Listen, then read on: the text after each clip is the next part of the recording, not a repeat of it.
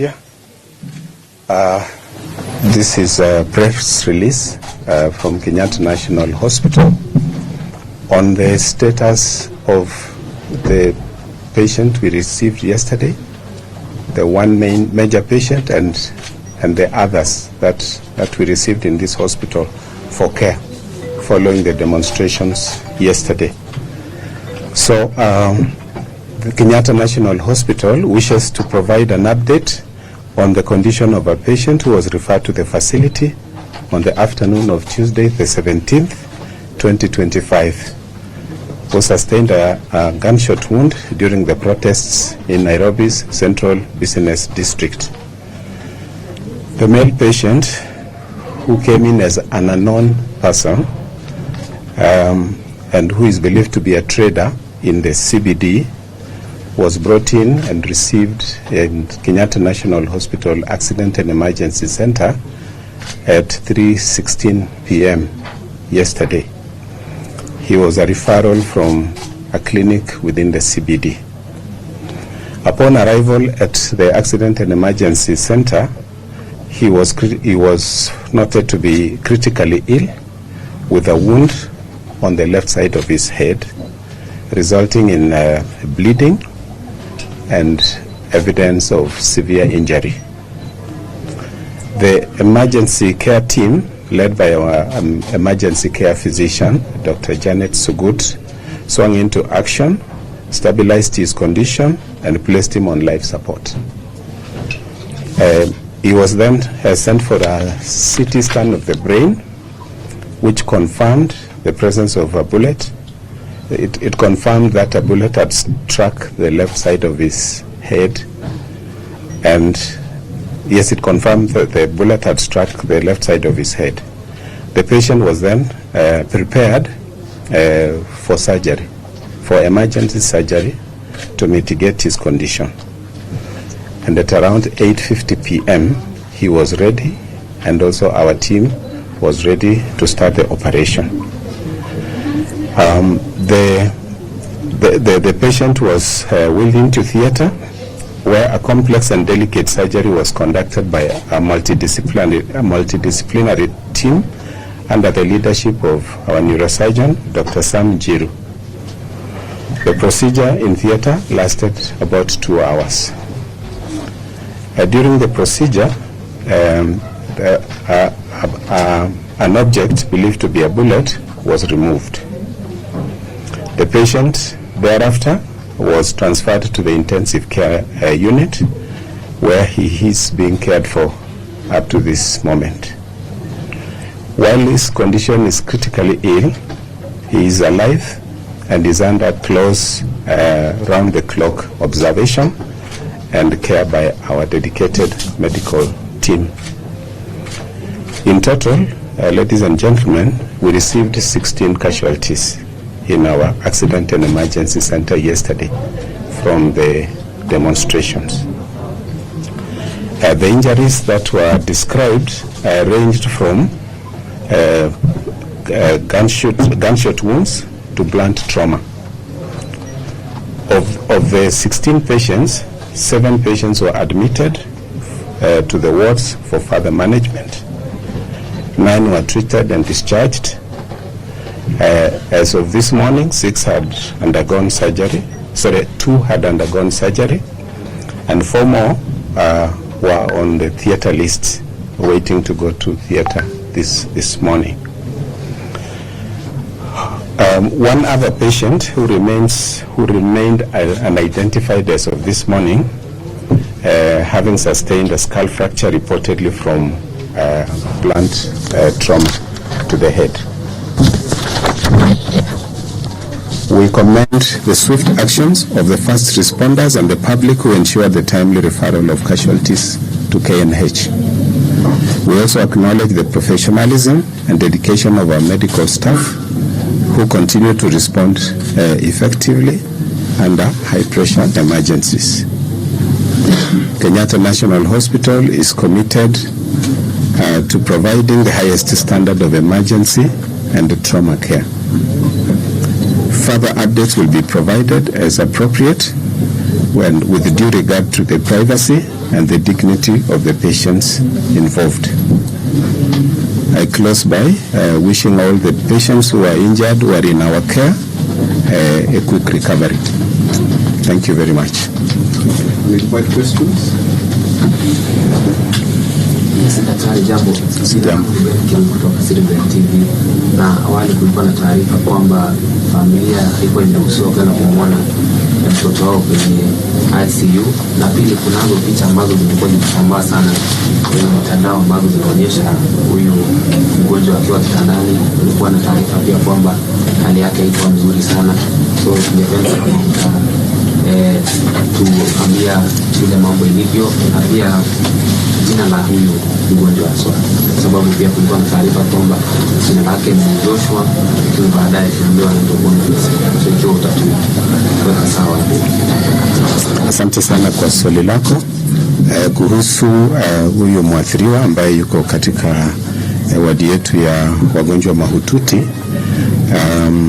Ukweli ni kwamba alifikishwa akiwa katika hali mahututi kama nilivyoguzia wakati nimesoma taarifa yangu.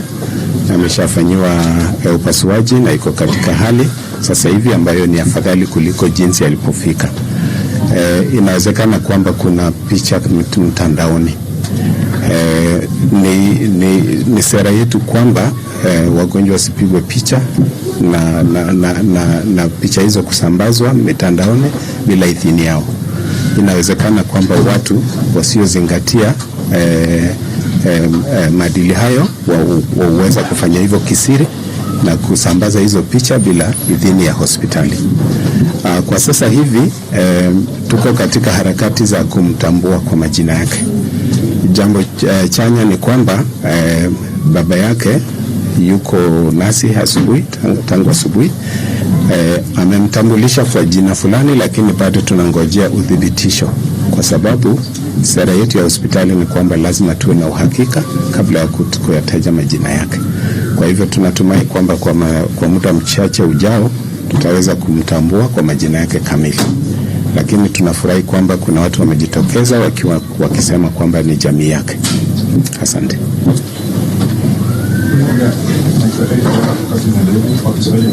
Labda vile mkondo wa mwanzo ambaye jana risasi kwenye kichwa chake, labda baada ya uchunguzi wa daktari tunasema labda kiwango cha hatari ambayo kwa sasa tunajua lakini kiwango cha hatari risasi kidogo.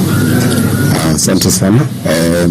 Swali ambalo limejibu awali linamhusu huyo mgonjwa ambaye huenda ikawa ndiye alionekana katika mtandao na ndiye amefanyiwa upasuaji, na nimesema alifika akiwa katika hali mahututi, na baada ya upasuaji tumeona mabadiliko.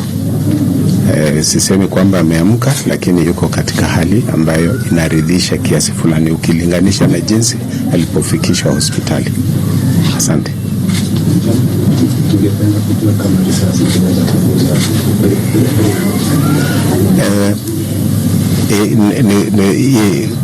Ni kweli kwamba jeraha alilopata kutokana na kifaa hicho ambacho tunashuku kuwa ama tunadhani ni risasi iliweza kusababisha uharibifu wa mfupa wa ubongo, mfupa wa kichwa, alafu pia kukawa na jeraha katika ubongo wake kwa kiasi fulani. Ndio hivyo naweza kusema kwa sasa. Ni masaa 24 ya kwanza. Ni wakati muhimu sasa ambao tunakumbana nayo. Ni vigumu kusema kwa sasa jinsi mambo yatakavyotokea. Kwa hivyo tutahitaji muda ili tuweze kutathmini hali yake, na ndivyo nimesema kwamba kila siku tutaweza kuwaeleza jinsi anavyoendelea.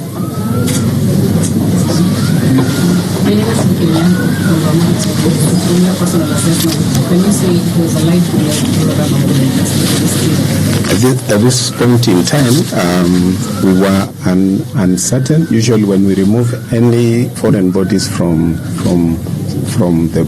bodies of injured persons, they are submitted for analysis, and that is what we will establish. I can only say that we suspect it is rubber, but we are not experts in that field. We are required to remove and submit them for analysis by the relevant bodies. Thank you very much. I'm Daniel from the Daily Nation. Previously, how will be used for the patients of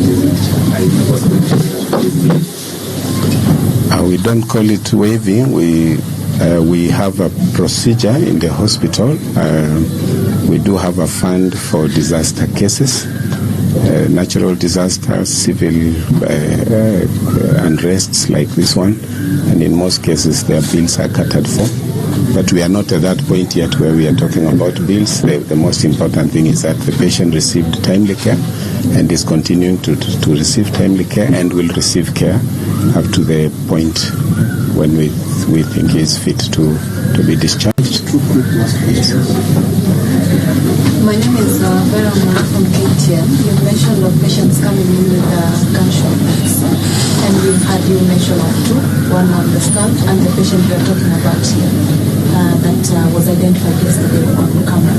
Perhaps the other gunshot wounds, were they specifically to the head, to the legs, on the back, on the chest? What kind of gunshot wounds? I may not give you the actual types of injuries, but in total we got about 7 people that we think got injuries from projectiles. And as I mentioned, 4 of them were waiting to go to surgery, so they cannot determine what kind, whether it's live or not bullet. And this particular gentleman that I have talked about, I've said we suspect to be a rubber projectile. And I said, I didn't say, but we haven't lost any of them. And I think we've discharged, if I'm not wrong, 2 that also had other injuries. I may not give you a breakdown of the various body parts which were hit by those projectiles. Last question. I am Susanna Webi from NTV. And my question is the hospital doing anything special to ensure the security and privacy of the victims since how their cases are in public spotlight? Yes, we always in our normal operations we have elaborate security procedures. During moments like this, these procedures are heightened, and we are in collaboration with the National Police Service to ask the assistance to boost the security of not just those but all the patients in the hospital. And we did that immediately in the course of yesterday to ask for extra security for the safety of all patients in the hospital and staff, patients and staff. So, thank you guys. Thank you very much.